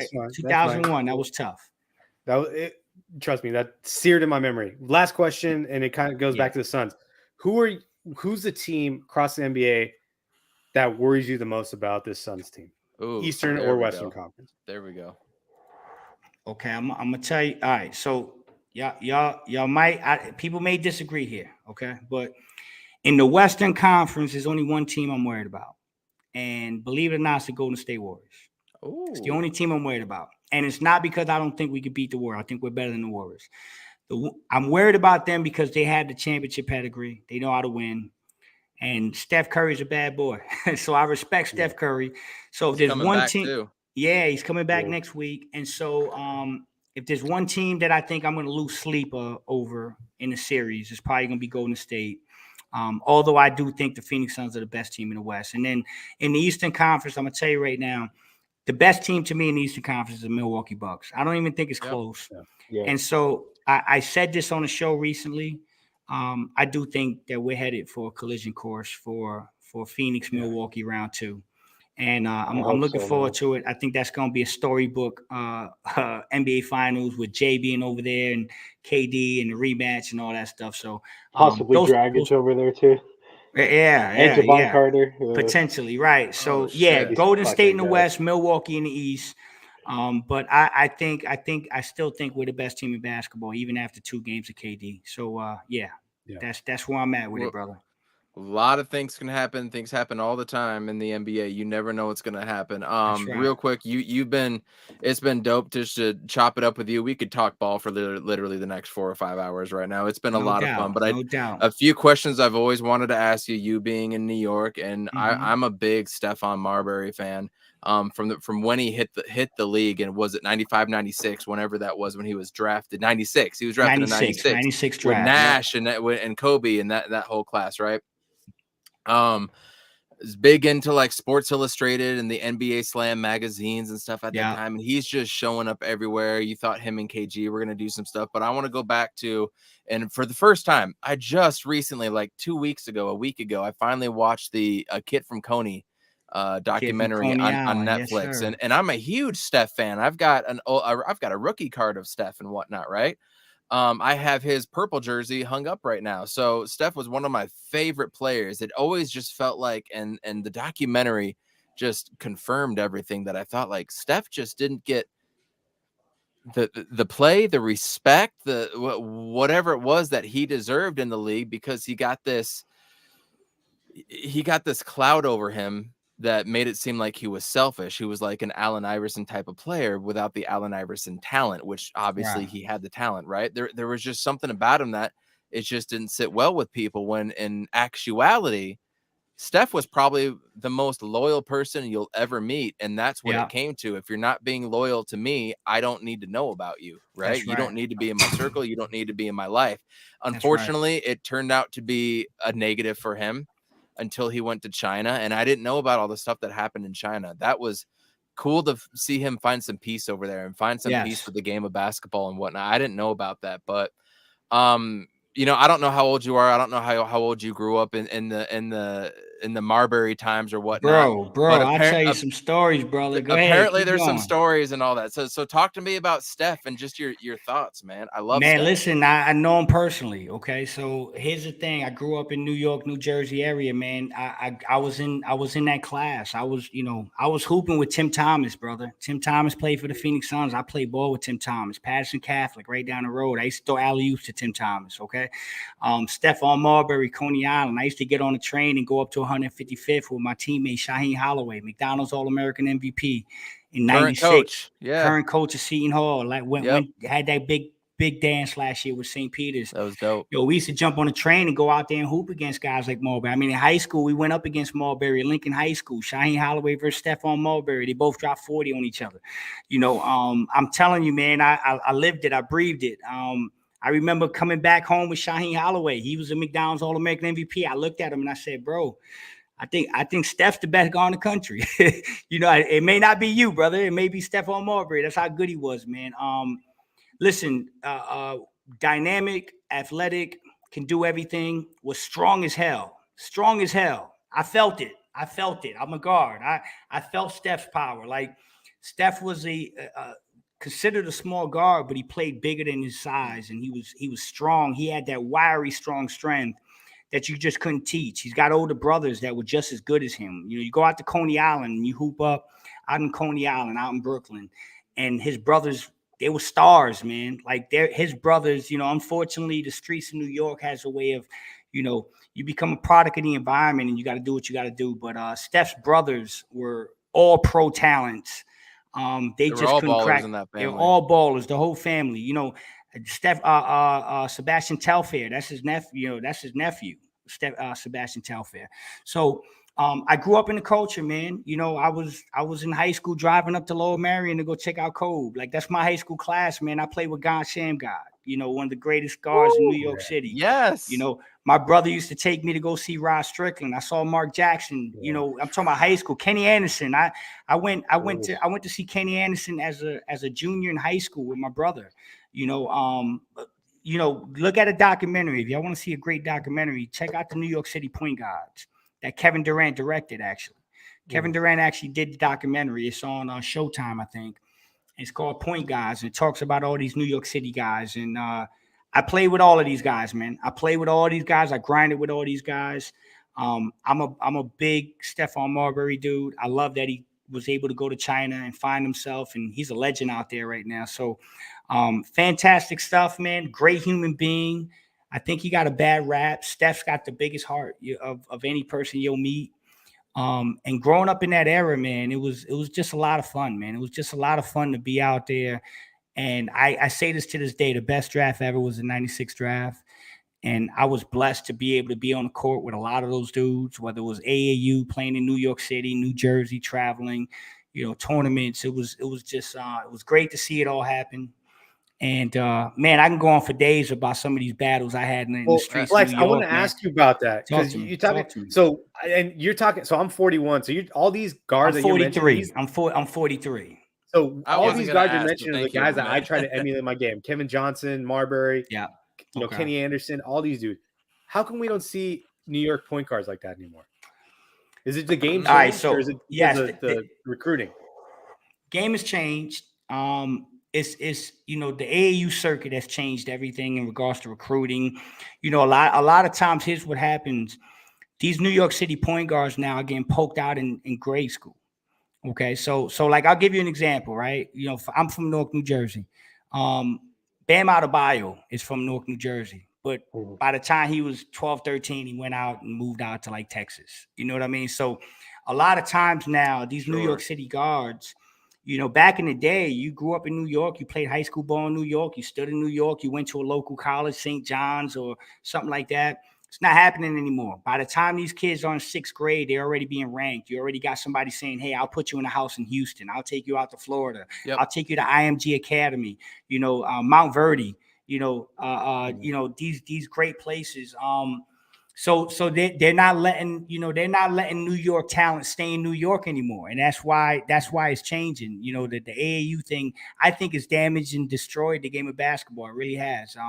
I'm not a big fan of the AAU circuit. I'm not a big fan of how they're developing these kids now. And so I think it changed the culture and it changed the organicness of what I know as a New York City point guard. You know what I mean? And I'm sorry, which brother. is high schools fighting and battling each other, right? Yeah, I Going mean, to a high private school on a schools. Thursday night.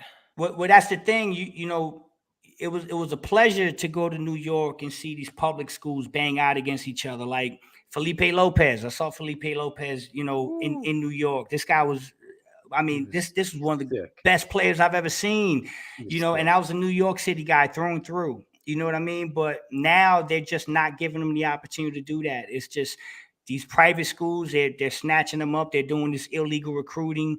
I tell you another, you know, I played with DeJuan Wagner, with DJ Wagner's father up in Camden High School. Dude dropped 100 points in a basketball game. DeJuan Wagner drafted by the Cavs, Cleveland right? Cavaliers. Correct. And so that's not happening anymore. These kids aren't staying local. They're not staying at their, you know, their local school or their public schools. They're getting dragged out to these monster powerhouse private schools. And it's changing the culture, and it's changing the New York City point guards and the way we used to look at things. Like Jamal Tinsley, guys. I remember rolling up to 155th in Harlem, man. Jamal Tinsley walked out the car with a pair of jeans and some Timberlands and dropped 50 and jumped in the car and drove off. And you know, you don't see that anymore. It just and another thing, guys, I meant to answer your question, like, I grew up playing in the streets. I grew up playing in New York and New Jersey in the streets. I have a 20-year-old son who's a basketball player, and he didn't play street basketball. He played all organized AAU indoor basketball. The days of going out and rolling out to a court and just putting the ball out there and hooping out for 4 or 5 hours, it doesn't happen anymore in the city. You have a hard time finding courts in the city right now. And so that's to answer your question, that's what's changed. And it's sad because New York City, man, let me tell you something. New York City, you don't find too many. I think it's the mecca of basketball to this day, but it's not what it used to be. I mean, can you imagine? Can you imagine if they had like TikTok, Twitter, Instagram when these guys were hooping? Like, because all we get now are these like AAU game stuff, and it's like, did he travel? Is it like, that like, what is that kid doing? It's back then it was LaMelo like, Ball they're stuff, just right? buckets. What's that? Correct. It's like LaMelo Ball stuff. It's just like you're pointing to the half court spot, and I'm gonna jack it, and I'm gonna get on TikTok. Correct. Social media, man, it's changed. It's changed everything about the game of basketball, man. I mean, what happened to like Mikey James or Julian Newman? It's like where the hell did these guys go? You know, it's like I mean, those are just like prime examples of like how AAU is kind of like destroyed ball in general. Like I played AAU for a year, and I was just like, it's not for me. I can't do it, you know. But there's no I wish loyalty. I could have played more. Oh yeah, there's no loyalty. Yeah. There's no loyalty anymore. You know, these kids, like I said, it's a dangerous dynamic because I coach. I was an athletic director. I train. You know, I've been around the game my whole life, and you know, it's crazy because you go to these gyms. I'm telling y'all right now, man. I mean, 6th grade games. You know, you come out to the inner city, man. 6th grade games. There's recruits and scouts from high school and colleges that aren't even in the damn state, man. And you're like, what are you doing in this gym? And these kids aren't prepared. They're not ready. They're not ready to take on that responsibility. And again, it's the inner city. So you're talking about families that are not as fortunate, they're living in poverty. And you hear somebody say, hey, we're going to put your son at IMG Academy and, you know, $50,000 a year tuition. And it just changes everything about it. So the loyalty and all that stuff has changed. And it's sad to see, But it's the new wave, man. You know what I mean? And social media is taking over, and it's taking some of the purity out of the basketball. To add to that, I mean, there's a discourse going around with like just some of the guys from the Rockets. You know, of course, that John Wall interview Yeah, came out. I know everybody here saw it, but just how like we know Jalen Green is a really good hooper. You know, yeah, but like that's just what he is. You know, there's no like substance behind it. You know, there's no like extra stuff in the gumbo. You know, it's just yeah, yeah. there's no concoction of like a true like NBA player with like Kevin Porter or Jalen Green as of right now. I mean, it could definitely change through time, but that Yeah. they are kind of like one of the first like group Mhm. of guys coming into the league that just have no like substance and traction with them. Yeah, they can ball and they can jump out the gym, but I mean, there's They're no. just nice, right? Yeah, Yeah. they're just nice, you know. Like, yeah, Yeah. I mean, they can go off any other night, but there's no collection of like NBA intelligence when those guys play. That's You the know, uniqueness about a guy like, I'm sorry to Good cut you call. off, coach. That's the Mhm. uniqueness about a guy like Devin Booker. yeah, You exactly. know, a Yeah, guy like a guy like Devin Booker was playing basketball his freshman year at Grand Rapids, Michigan. He's got a father in Melvin Booker who played at Missouri, was a Big A Player of the Year, went overseas, had a 15-year career overseas. You know, took Devin to Moss Point and basically said, "Man, we gonna grind. Like this is a public school. This isn't some private school. We don't got the best facilities. We don't got the best gyms, but you're gonna wake up every morning. You're gonna grind." And a guy like Melvin, knowing the game of basketball and knowing what it takes, was the perfect person for a guy like Devin. And so you look at Devin at 26. I tell you, I've told people this. Most mature 26-year-old I've ever seen. This guy is incredible, and I'm happy to say he belongs to us. I'm happy to say he belongs to Phoenix because that's a guy that did it the right way. You know, go back when we get done. Go back and look at the high school rankings when Devin was coming out of high school, and look at some of the dudes that were ahead of Devin in that class, and then look at where they are now, and it'll tell you a lot about the AAU circuit and the true genuineness of having real basketball people behind your back and actually doing it the right way and staying off of social media and not getting lost in that hype, because that's what it is. A lot of these kids are being, geared in the wrong directions. And when you get a kid like Devin that's got the right supporting cast and the right family and the right friends and they're doing it right, this is what you get. You know what I mean? So it's a changing of the guards, man. And so it's very risky when you take a 19-year-old that did a one and done out of college, because those guys aren't finished products. And we saw that with Josh Jackson, Dragon Bender, Marquise Chris, right? So The we've list been goes down that on. road. Yeah, the list goes on and on. So Devin's a unique dude, and it's all about the supporting cast and the people behind him that make Devin Booker. I just real quick, I coached a kid when I lived in Atlanta through college and a year afterwards. Coached a kid that, dropped 45 and a half. And a dude was being taught by the same coach, same shooting coach that coached Sebastian Telfair and Okay. whatnot. And Hot Okay. Sauce would come into the gym. Got to meet him. Got to meet Right. I know Dominique Sauce. Wilkins. Yeah, yeah, killer. One of the best handles I've ever Main seen. event Personally. too, man. That's my man, Wally Main. Dixon. I grew up with There main you go. event. That was my man, See, Wally Dixon. I was always partial to AO. I loved AO at AO the is nice time. too. Yeah. Oh man, Th- th- you bringing me yep. back, man. This is fun, man. This is fun. Yep. This is I've been wanting to get you on for a while because I could go on and on with this, but no, coached a kid there that stuck with it in high school and things just didn't work out for him. And then I also coached a kid that, played at Texas A&M, played at Minnesota. He transferred 3 times in high school, transferred 3 or 4 times in college, which is kind Wow. of some of that stuff that you're talking about. This was a kid that just oozed talent when he was 13, 12 years old, right? Wow. But he just kept moving around and kept moving around, got injured here, there, and whatnot. And then I just recently coached at an academy that we were talking about who I'm not going to rat them out right now, but they literally 2 weeks ago just got caught for taking illegal funds for certain things they should not have done, which I Sheesh. knew what was going on, but I was not going to rat it out for the kids' sake because there is a player there right now who is NBA caliber. And I think about two-thirds of our roster was from overseas. Wow. And we had Damian Lillard helping out, paying for some of these kids to Wow. pay for shoes, pay for pay for jumpers, pay for all that stuff.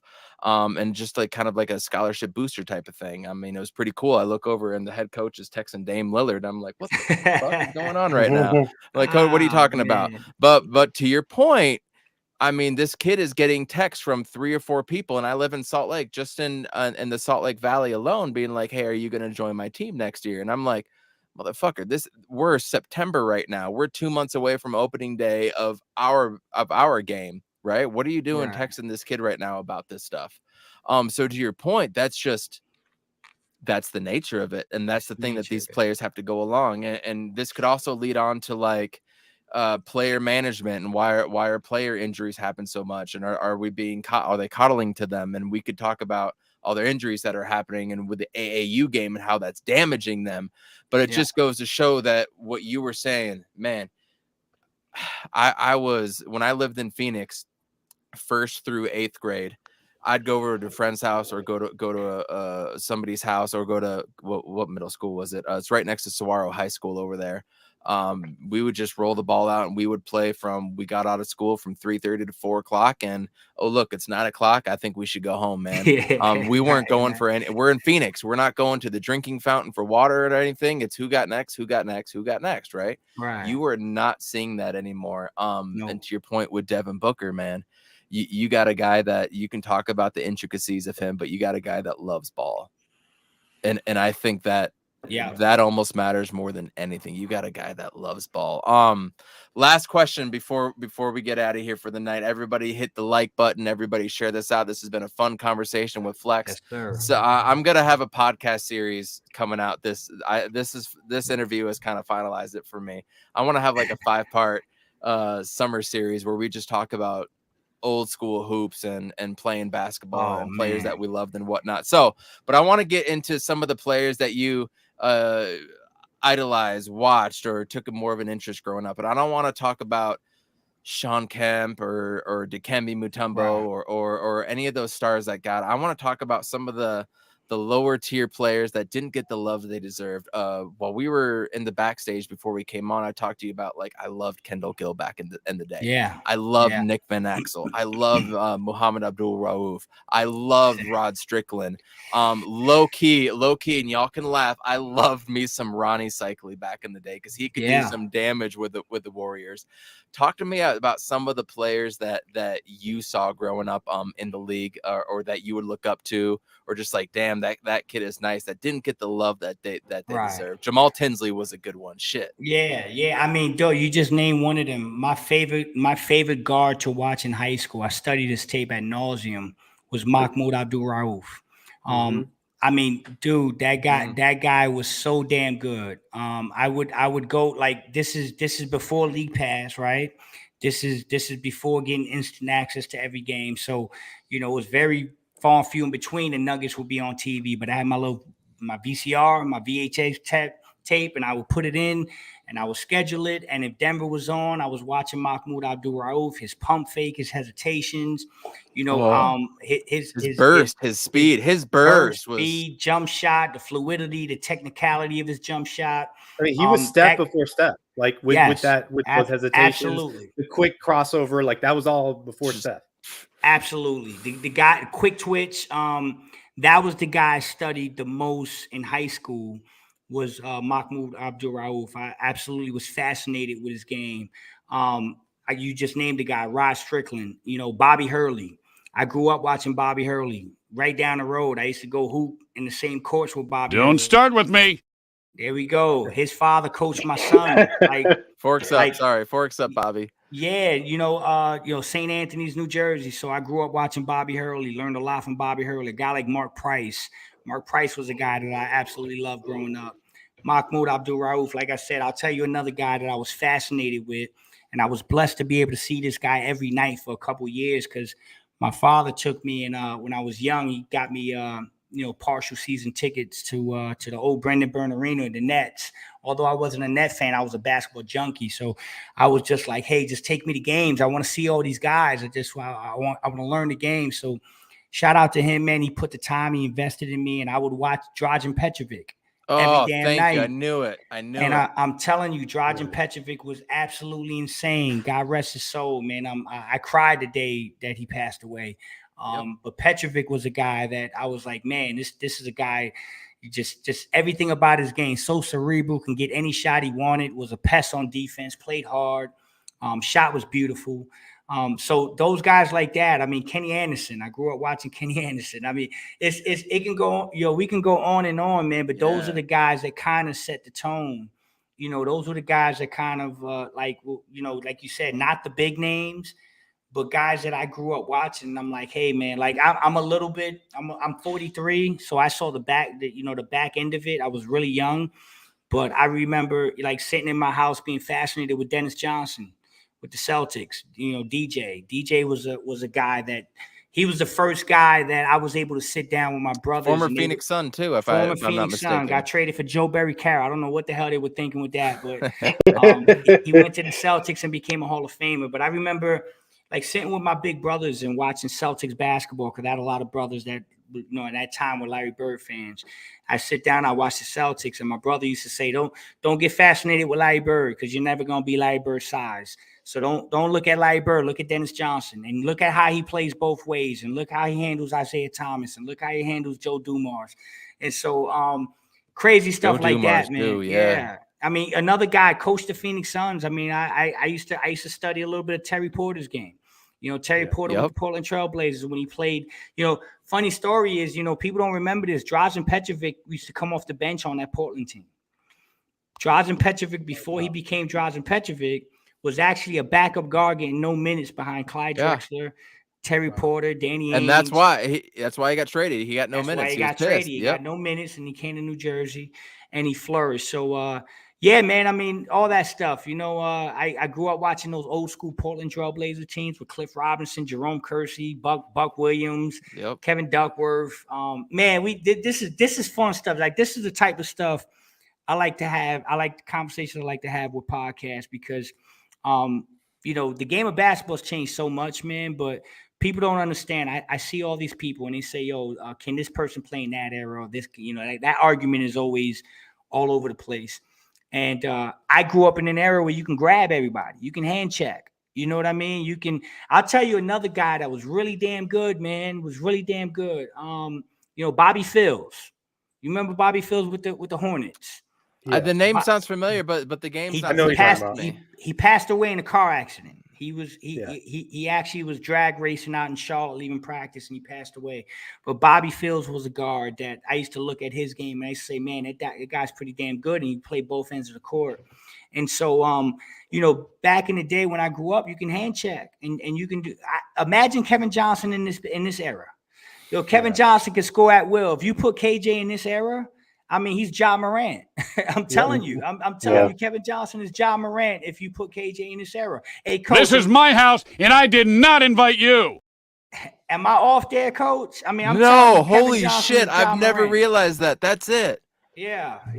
I mean, minus the lasers, but you're on the nose with that. Yeah. So it was a lot of fun, man. A lot of fun watching. And KJ was I became a Suns fan because of KJ. My first game. I tell people, a lot of people ask me this question: how the hell did you become a Suns fan in New Jersey? And so I'm the youngest of 14. I got 11 brothers and 3 sisters, and we all play basketball. We all play baseball. I got 2 brothers that play pro baseball, Tigers and Cardinals. Super athletes all over my family. I got a sister that played college baseball and basketball. Like in college, was a starting catcher and a starting point guard. Like, so my sister might have been one of the best athletes in the family. You know what I mean? Yeah. And so we used to go to the courts. We had 2 teams. Like, we 11 deep, bro. We go to the courts and be like, this team got, and this guy's got next. And I was the baby. But long story short, my brother was a Blazers fan. He grew up watching Bill Walton. And I was kind of in between looking for a team. I was about 8 years old. And then random day that changed my life. I used to play baseball in the Police Athletic League, and my brother was a director for the Police Athletic League. So they would give them free tickets to take kids to games from the inner city. And one day I come home from school, and my brother goes, hey, I got tickets to the next game tonight. You want to go? And I'm like, yeah, who they playing? He goes, the Phoenix Suns. Up until that time, I'm 8 years old, didn't care. This is my house, and I didn't. My bad. My bad. No, My you bad. good. Didn't You mean to hit good. that. So that fateful night, we go to the old Brendan Byrne Arena, and we're seeing the Suns and the Nets, and KJ is playing against Mookie Blaylock. And Ooh. KJ, yeah, Mookie, the general. They used to call him the Mhm. general. And KJ dropped, I think, 38 on him. And we're in the car, and I'm like, man, that Kevin Johnson dude is something else.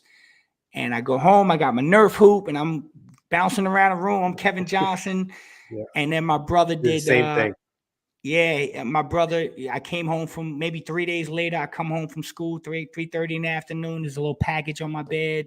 Open it up, and it's a purple Road Phoenix Suns Kevin Johnson jersey, and that was it.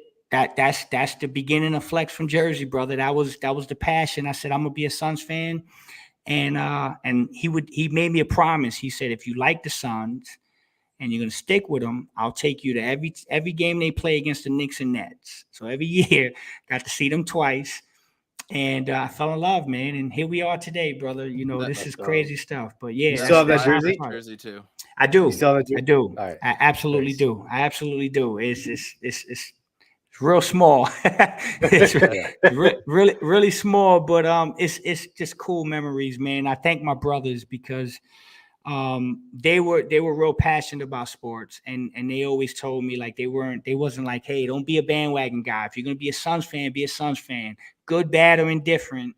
And so I knew once I was committed to the Suns, I couldn't just change it up and bandwagon and become a Bulls fan. You know what I mean? Yeah. So I stuck with him, man. And yeah, man, it's been a lifelong journey, brother. And Mark Bryant, I'm sorry to cut you off. Mark Bryant, who's an assistant coach with the Suns, used to train me. Like when I was in high school, my high school coach Mark Bryant, and Mark was in the NBA. He would come back in the summer and have his own private workouts at the gym, and he would tell Coach LaRocca, he would say, "Hey, bring some talented young players that you got to work out, and I'll work out with them in the summer." And yeah, I met Mark Bryant when I was 13, man. So yeah, man, it's crazy stuff, man. It's crazy stuff, but really we're dope coming stuff, out man. with a summer series. I mean that's just Let's do it. We're gonna have to. Yeah, I'm with it, man. I'm with it. I'm with it. We'll man. get Dan in Let's here get too to into it. talk about some old balls. We'll get Darth. We'll get the fanning of the flames guys. We'll get everybody and geek on here as well. I actually had one just last question. You can just one word this answer. Some of my favorite non-Phoenix Suns teams were the Run TMC.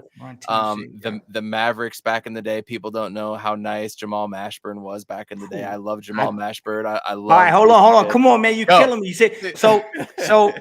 I played against Jamal Mashburn. Okay. Yeah. And my son's godfather, my best friend, William Humphreys, played at the University of Cincinnati. He was roommates with Nick Van Exel. I was in the house.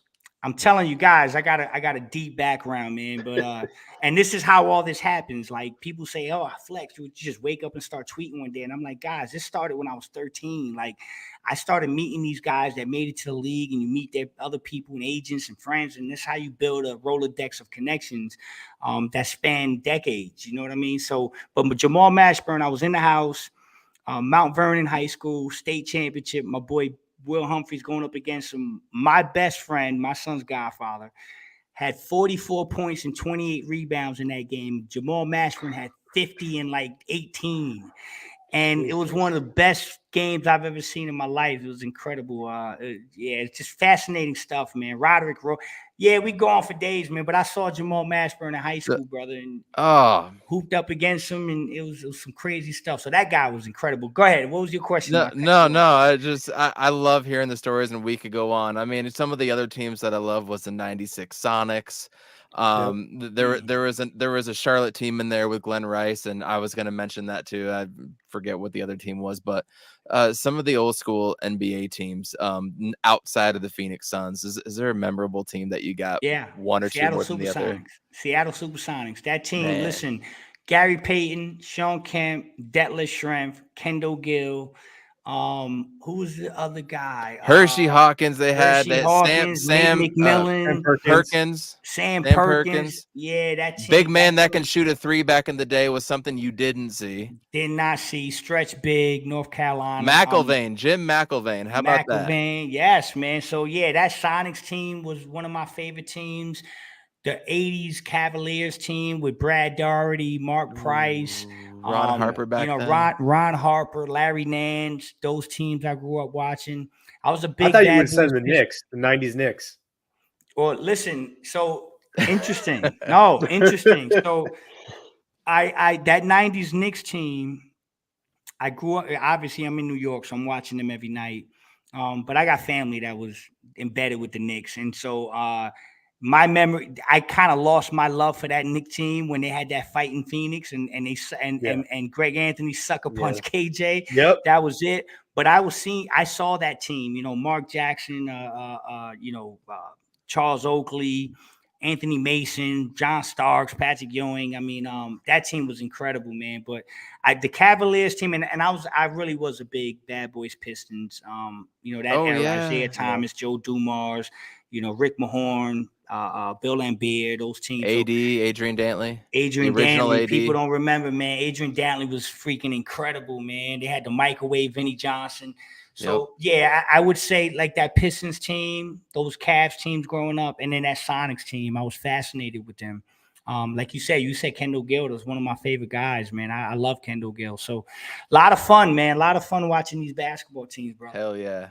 And it's fun to watch the game evolve. We're gonna do something this summer. It's gonna be a lot of fun. I mean, we could go on and on and on. And in fact, I do want to go on and on and on. And we're going to this summer. No doubt. But Suns fans, just when you're gonna tweet something about Monty's lineups, or you're gonna complain about 1 minute left and not having a starter, or you're gonna complain about being down 2, 3, or 4 points, I urge you to look a little bit closer with this team now. And what I mean by that is just don't look at the score. Don't look at what's going on. Watch the body language. When they turn it over, immediately look at the guy that turned it over. Is he looking at the other guy and kind of laughing like, shit, yeah, I knew I had that? Or is he pissed at himself, right? Just look at the little intricacies now. Look a little deeper at this team and have a little bit more patience. I mean, Campaign hasn't played with KD in 7, 8, 9 seasons, whenever that was, right? I mean, things are going to take time to progress and enjoy the ride. Last year, Phoenix fans, we all had a chip on our shoulder.